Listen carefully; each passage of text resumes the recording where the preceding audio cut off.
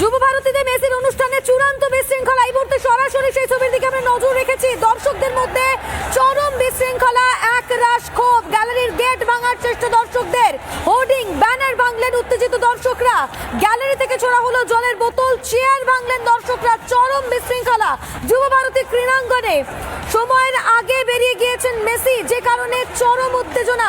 আমাদের পয়সায় 10,000 টাকা 15,000 টাকা করে টিকিট নিয়ে এত কষ্ট করে তারা টিকিট কেটেছেন, তারা বলছেন তারা মেসিকে দেখতে পাননি।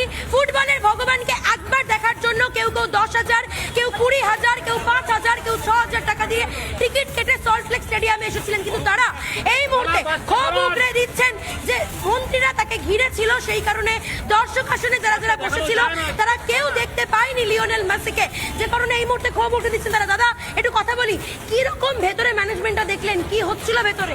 খুবই বাজে মিসম্যানেজমেন্ট। এত মিসম্যানেজমেন্ট ভাবা যায় না। জাস্ট এত লোকজন তার মেসির আবেগকে নিয়ে এসেছে এক ঝলক দেখার জন্য, ওইটুকু পর্যন্ত কেউ দেখতে পেল না।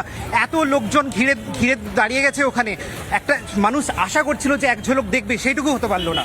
এত টাকা আমরা দিলাম, 10,000 12,000 টাকা দিয়ে লোকে টিকিট কেটে এসেছে, এইটুকু দেখতে পাবে না? 5 মিনিটও দেখতে পাবে না?